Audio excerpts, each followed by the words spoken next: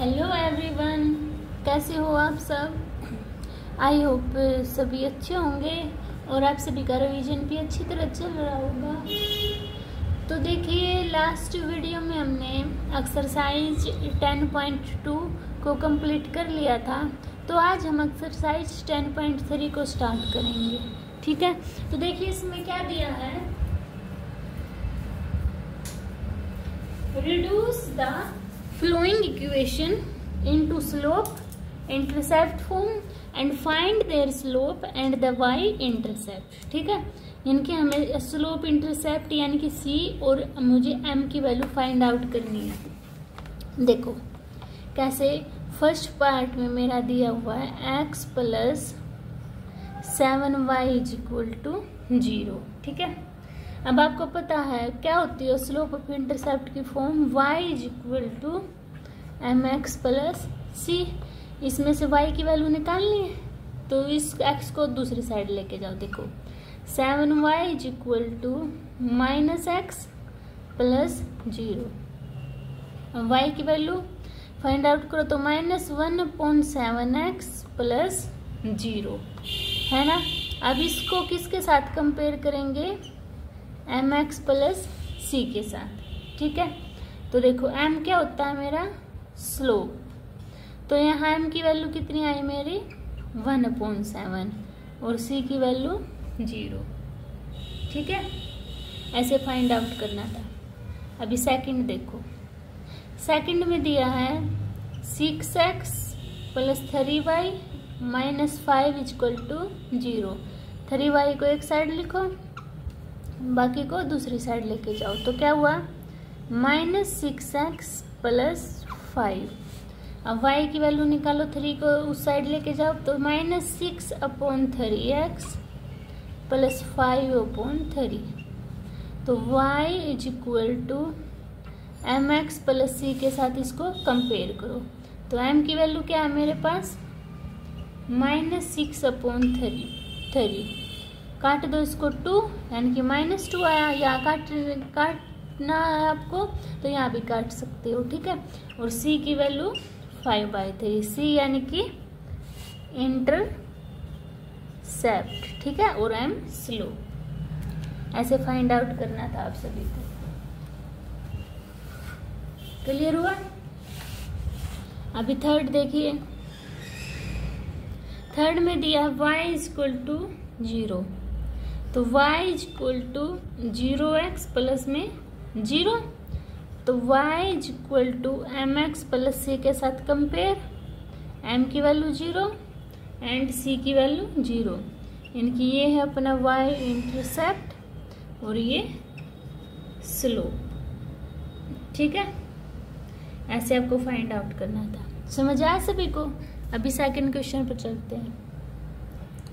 देखिए second question, reduce the following equation into intercept form and find their intercept on the x axis. ठीक है, यानी कि reduce the following equation, इस equation में क्या इंटरसेप्ट फॉर्म दी हुई है, फाइंड करना है हमें क्या their intercept on x, intercept on axis. जैसे कि ये हमारा कोई भी प्लेन है एक्स एक्सिस, इसको y मान लो, ये y एक्सिस यहाँ से यहाँ तक जा रहा है, ये मेरा a, ये b। तो इंटरसेप्ट फॉर्म की क्या, सबसे पहले क्वेश्चन लिखो क्या है, 3x plus 2y minus 12 equal to 0। तो क्या होती है form, x upon a plus y upon b is equal to 1। तो इसको इसके साथ कंपेयर करते हैं। देखो क्या करेंगे, 3x plus 2y is equal to 12। यहाँ 1 है तो इस पूरी इक्वेशन को किससे डिवाइड कर देंगे, 12 से। तो करना 3x upon 12 plus 3y upon 12 is equal to 12 upon 12। 3 4 जा 2 है, यहाँ पे 2 6 जा 12 से 12। तो क्या है x upon 4 y upon 6 equal to 1। इसको कंपेयर करेंगे इक्वेशन 1 के साथ। कंपेयर इक्वेशन 1 ए की वैल्यू क्या है, तो क्या लिखेंगे x intercept a is equal to 4, y intercept b की वैल्यू क्या है 6। ठीक है, यही आपको निकालना था। समझ आया सभी को? अभी सेकंड पार्ट देखते हैं। देखो सेकंड पार्ट में क्या दिया है equation, 4x minus 3y is equal to 6। इस साइड 1 लेके आना होता है, तो किससे डिवाइड करूंगी, डिवाइड बाय 6। तो 4/6x minus 3/6y is equal to 6/6। 2 2 जा 4, 2 3 जा 6, 3 2 जा 6 से 6 गया, तो क्या बचा 2/3x minus y/2 is equal to 1। यही बचा ना। तो देखो यहाँ पे प्लस होता है इक्वेशन में, क्या x/y plus y/b is equal to 1। तो इसको कैसे लिख सकती हूँ मैं, देखो 2/3x plus y/-2 is equal to 1। Compare करेंगे, x की वैल्यू कितनी है बताओ सभी, x की नहीं, a की वैल्यू निकालेंगे ना। a की वैल्यू कितनी है 3/2 है ना, और b की वैल्यू कितनी है -2। तो क्या लिखोगे, x intercept a is equal to 3/2, y intercept b is equal to -2। ठीक है, ऐसे सोल्व करना था आपको। अभी देखिए थर्ड पार्ट। थर्ड पार्ट में क्या दिया है, 3y plus 2 is equal to 0। तो x/a y/b is equal to 1। तो देखो 3y इज इक्वल टू -2। इसको क्या करेंगे हम, पूरी लिखो एक बार। क्या देखो 0x plus 3y is equal to -2। यहाँ पे 1 लेके आना है, तो डिवाइड बाई -2। तो करना 0/-2x 3/-2y is equal to -2/-2। Cancel out. तो यहाँ क्या आया 0x प्लस y/3 को भी नीचे लेके चले जाऊँ, तो -2/3 इज इक्वल टू 1। इसके साथ कंपेयर करेंगे, इस वाली के साथ। तो क्या है, a की वैल्यू क्या है 0, x intercept on a is equal to 0 और y intercept b is equal to -2/3। ठीक है, ऐसे आपको सोल्व करनी थी। अभी थर्ड क्वेश्चन पर चलते हैं।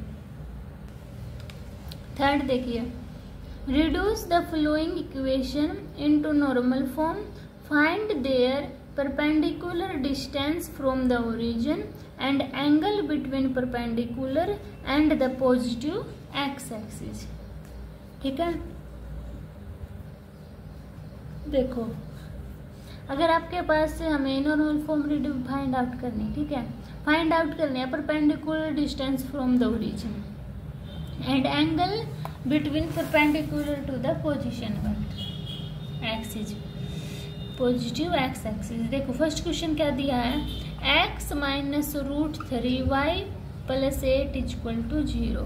तो इंट्रोडक्शन में मैंने आपको इसकी फॉर्म लिखवाई थी, क्या होती है जब एंगल दिया हो, एंगल के बारे में हमें पूछा हुआ है ना, तो x cos omega plus y sine omega is equal to p यानी कि पॉजिटिव। ठीक है, अब देखो इस 8 को दूसरी साइड लेके जाए, तो देखो -1x minus √3y is equal to -8। इस सारी इक्वेशन को माइनस से मल्टीप्लाई कर दूं क्योंकि पॉजिटिव आते हैं ना, तो करना। तो देखो x प्लस √3y, यहाँ 1 लिखो ना लिखो मर्जी आपकी है, ठीक है, इज इक्वल टू 8। ये आ गया। अब देखो, अब मैं क्या करती हूँ, मुझे सबसे पहले a square plus b square की वैल्यू निकालनी है। देखो मैं क्या करूंगी, रूट ए स्क्वायर प्लस बी स्क्वायर से इस इक्वेशन को डिवाइड कर दूंगी। अब इसको कैसे डिवाइड, देखो जैसे ए की वैल्यू क्या है 1, बी की वैल्यू √3 है तो कितनी होगी 3, यानी कि √4 = 2। तो किससे डिवाइड कर दो इस पूरी इक्वेशन को, 2 से कर देना।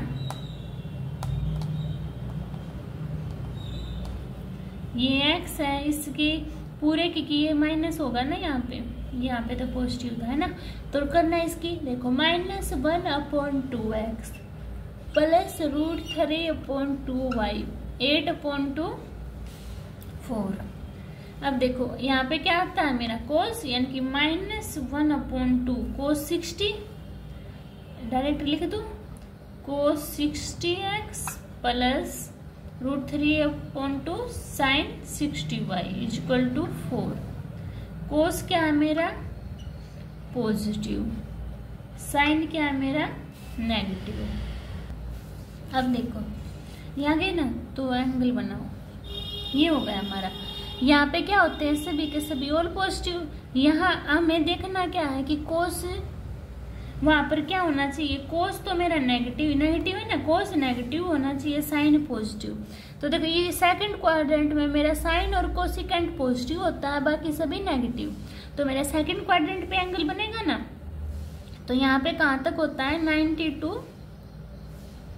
180 तक होता है ना, यहाँ से यहाँ तक 180 है ना। और एक बात और बताओ, जैसे कि -cos 60 है, इसको अगर मैं 180 - 60 कर दूं, क्या 180 - 60, तो ये मेरा सेकंड क्वाड्रेंट में आ जाएगा ना। और आपको 10th क्लास में पढ़ा होगा। अब देखो कोस है जो मेरा, इसको कैसे लिखेंगे, कोस 180 - 60, तो 180 पे सेम रहेगा, तो क्या आएगा कोस -cos 60 आ जाएगा।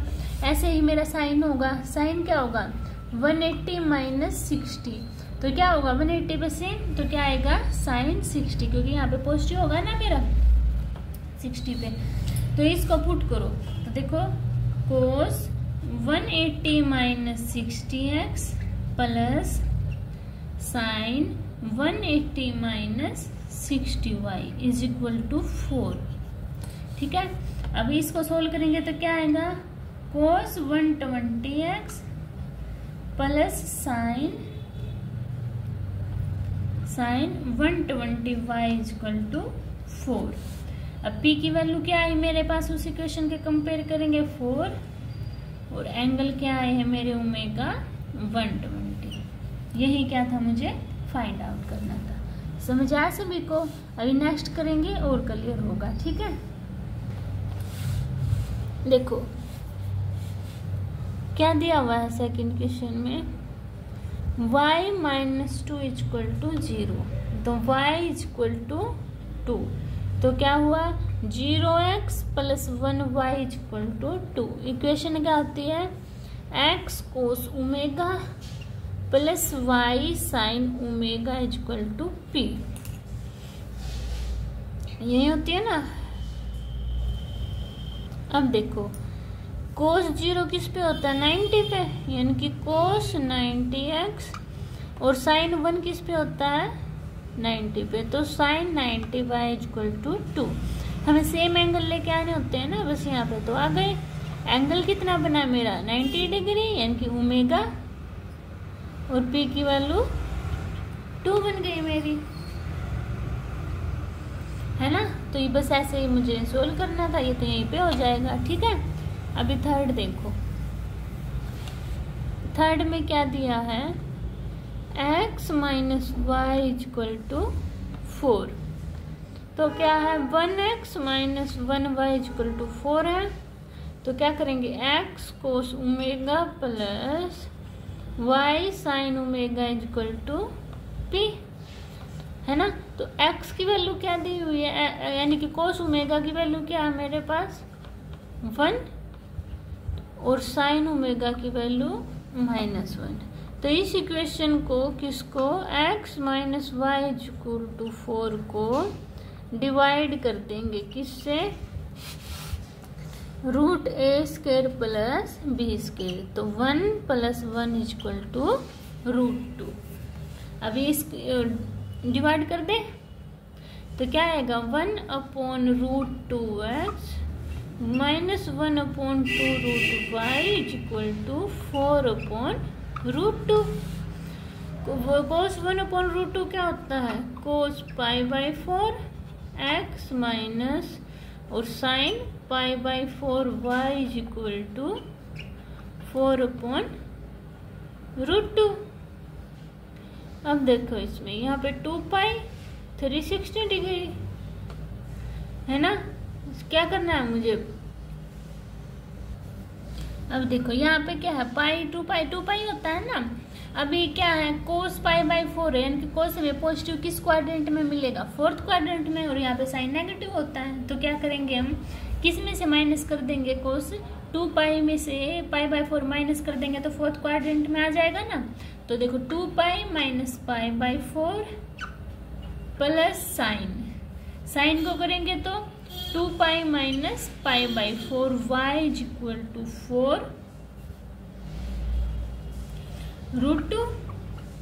4√2 कैंसिल करने के लिए ऊपर नीचे √2 से मल्टीप्लाई कर दें तो देखो 4√2/2 तो कितना आया 2√2 है ना।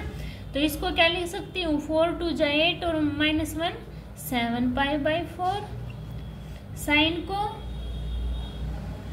sin 7π/4 is equal to 2√2। तो एंगल क्या है मेरे पास ओमेगा 7π/4 एंड p की वैल्यू क्या है मेरे पास 2√2। ठीक है, ये मेरा सोल्व हो गया। समझ आया सभी को। अभी चलते हैं अपन 4 क्वेश्चन पर। देखो 4 क्वेश्चन में क्या दिया हुआ है, find the equation distance of the point -1 to 1 from the line 12x + 6 is equal to 5y - 2। Distance हमें फाइंड आउट करनी है, पॉइंट दिए हुए हैं।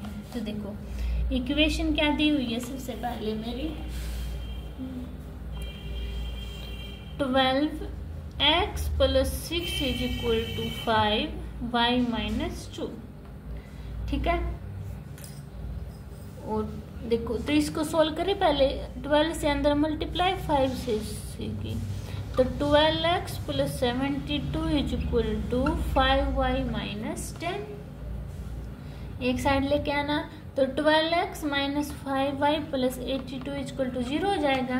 कंपेयर करेंगे ax + by + c is equal to 0 के साथ। ठीक है, a की वैल्यू क्या है इसमें 12, b की वैल्यू -5, c की वैल्यू 82। ठीक है, अब d क्या फॉर्मूला क्या होता है डिस्टेंस निकालने का, ax1 + by1 + c अपॉन में a² + b²। अब इसमें रख दे तो देखो पॉइंट क्या दिए हुए हैं एक्स वाई 1 और -1 और 1।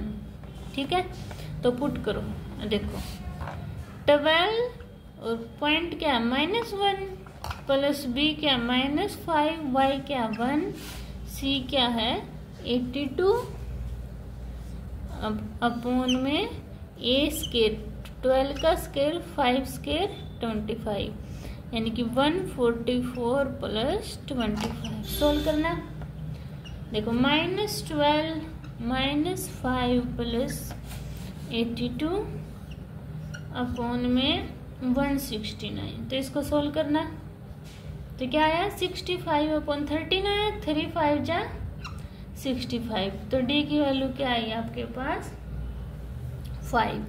ठीक है, ऐसे आपको सोल्व करना था। समझ आया सभी को। अभी चलते हैं 5th क्वेश्चन पर।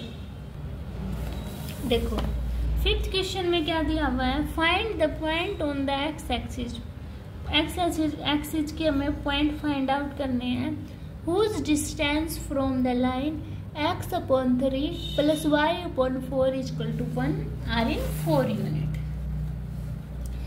4 यूनिट का मतलब क्या है, डिस्टेंस दिया 4 और क्या दी हुई intercept form x/3 plus y/4 equal to 1।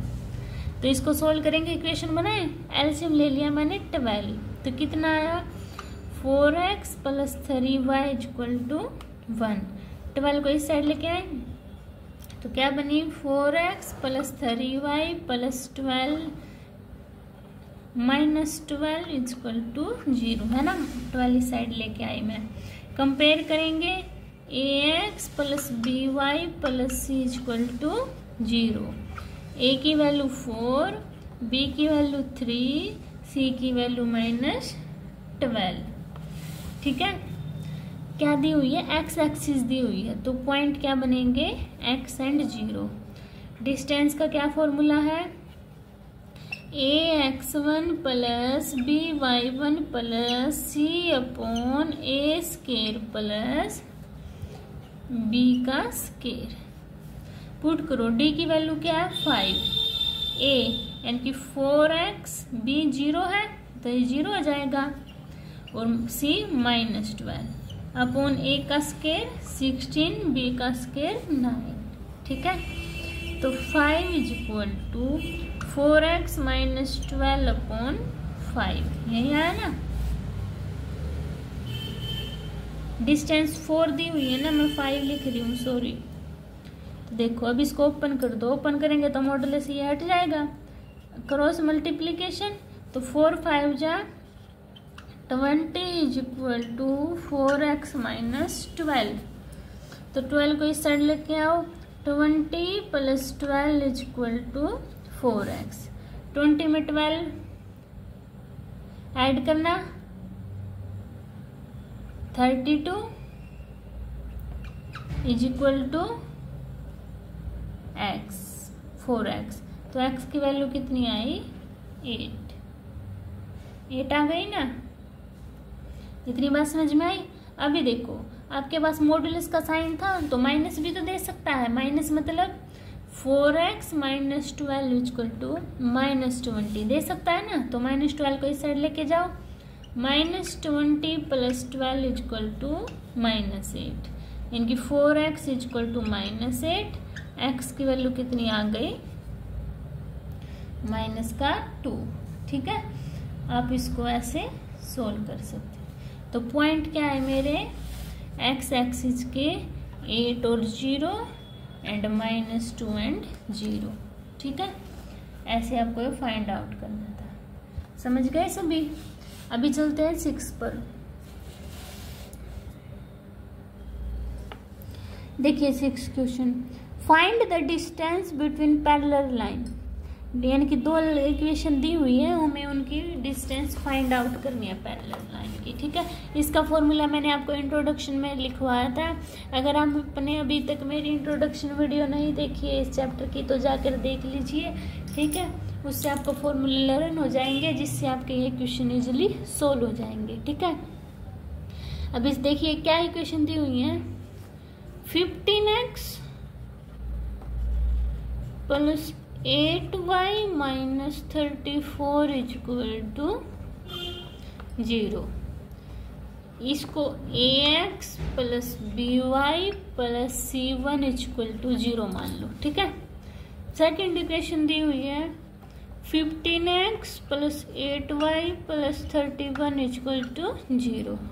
इसको ax plus by plus c2 equal to 0। Distance between parallel line, formula क्या होता है, modulus of c1 minus c2 upon a² plus b²। Compare करें, a की वैल्यू कितनी है 15, b की value 8, c1 क्या है -34, c2 क्या है 31।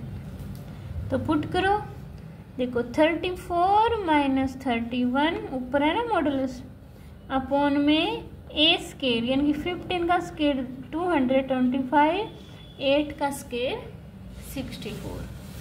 अब इसको सोल्व करो, ऐड करना कितना है -65 का मॉडुलस अपॉन में 54982। मॉडुलस है तो हट जाएगा ना। और 289 किसका स्क्वायर रूट होता है? 17 का। तो डी की वैल्यू क्या आई? 65/17। ठीक है, ऐसे आपको सोल्व करना था, बस फॉर्मूले में पुट करना है। सेकंड पार्ट में क्या दिया हुआ है? L x plus y plus p equal to 0 और L यहाँ लिख लें, L x plus y minus r equal to 0। अंदर मल्टीप्लाई करें तो देखो l x plus l y plus p equal to 0। अब इसकी करेंगे तो l x plus l y minus r equal to 0। Compare किया हमने तो ए की वैल्यू एल, बी की वैल्यू एल, C1 की वैल्यू P और वहां पर C2 की वैल्यू माइनस R। क्या होता है distance between parallel line? C1 minus C2 इसका modulus upon A square plus B square. C1 क्या है? P, C2 माइनस R तो plus R upon A square L square B square L square. तो क्या आया? D is equal to P plus R upon √2L square. L square के रूट से ये कैंसिल आउट तो डी की वैल्यू क्या आई? P plus r upon √2L। ठीक है, ऐसे आपको फाइंड आउट करना था। अभी 7th क्वेश्चन पर चलते हैं।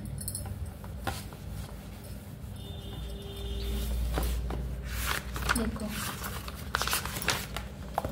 7th क्वेश्चन क्या दिया है? Find the equation of A line parallel to line 3x minus 4y plus 2 and passing through the point 2 and -3। ठीक है, ये क्वेश्चन दिया हुआ है आपके पास।